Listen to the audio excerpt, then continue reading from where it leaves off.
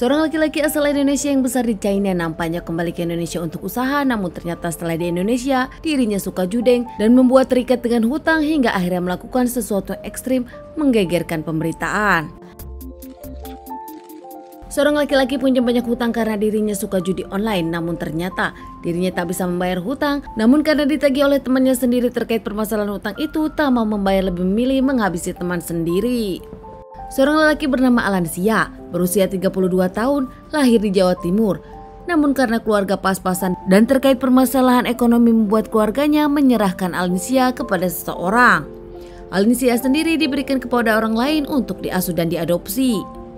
Usai diadopsi, Alan dibawa oleh orang tua angkatnya ke China, pindah ke sana dan dibesarkan dengan mewah. Keluarga angkat Alan sendiri berkecukupan hingga membuat Alan punya kehidupan yang lebih baik daripada dirinya tinggal bersama orang tua kandung di Indonesia, Jawa Timur.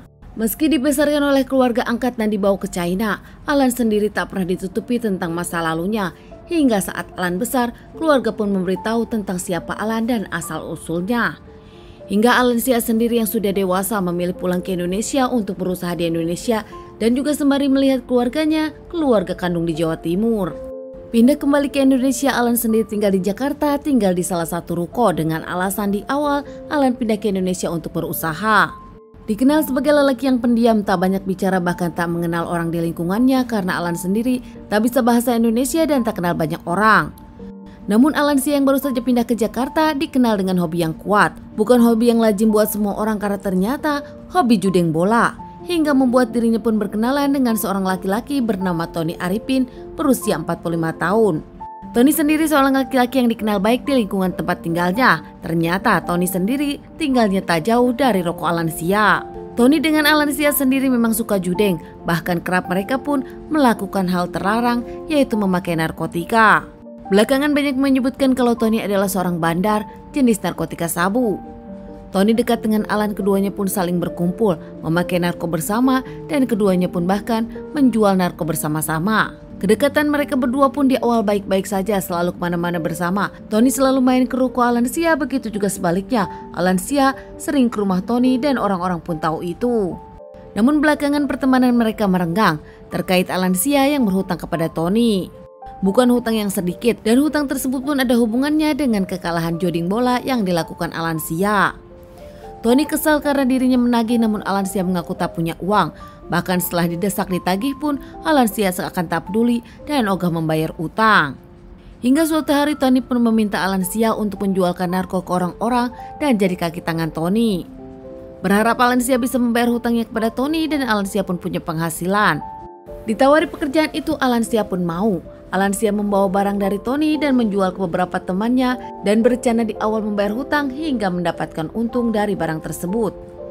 Namun ternyata saat barang habis, uang pun tak kunjung datang dan ternyata Tony tahu kalau Alan Sia memakai uang Tony. Di tanggal 11 Maret 2013 malam hari, Tony pun datang ke ruko Alan Sia untuk menagih penjualan. Alan Sia saat itu menjamu Tony, keduanya pun bahkan ngobrol dan tak lama memakai narko bersama. Namun entah apa yang terjadi, tiba-tiba di antara keduanya berujung cekcok karena Alan Sia tak bisa membayar kepada Tony. Hingga keduanya pun terlibat pertengkaran. Tony saat itu menyerang Alan Sia dengan senjata tajam yang dibawa dari rumahnya. Namun Alan Sia yang kaget melawan Tony dan buru-buru langsung membuat Tony terjatuh. Karena memang postur tubuh Tony dengan Alan Sia jauh lebih besar Alan Sia dan lebih kuat. Saat Tony terjatuh, Alan Sia tak membuang waktu, dirinya pun langsung mencekik Tony. Menganiaya Tony hingga akhirnya membuat Tony tak bernyawa. Setelah melakukan aksinya, Alan Sia yang panik mencoba untuk tenang. Ada dua teman Tony yang datang ke rumah Alan Sia.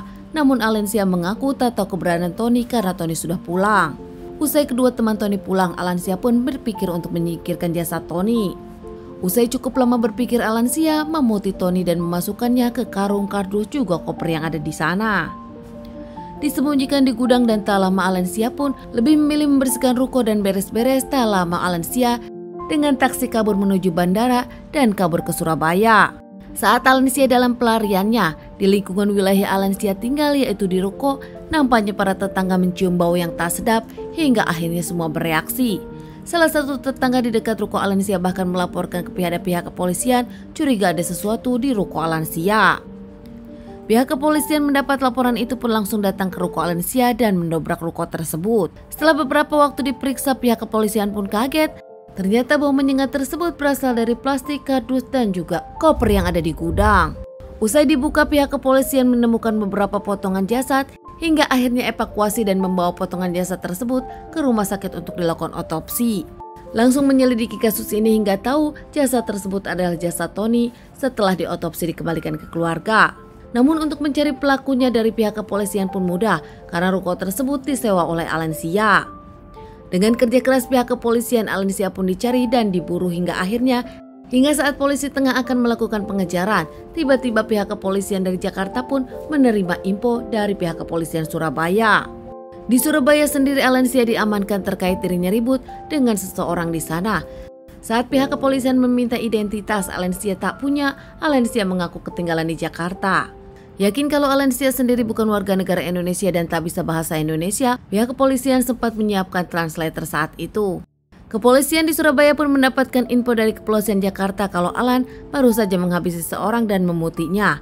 Alan sendiri diterbangkan langsung oleh pihak kepolisian Surabaya ke Jakarta. Dibawa ke Polda Metro Jaya, Alensia mengakui kalau dirinya pelakunya. Dengan motif karena dirinya kesal ditagih hutang dan selalu dikasali oleh Tony yang mengaku teman. Diamankan terkait permasalahan ini, Alensia pun menjalani beberapa kali persidangan hingga divonis hukuman seumur hidup. Alensia dengan muka lurusnya nampak seakan tak menyesal, bahkan Alensia pun seakan tak merasa bersalah.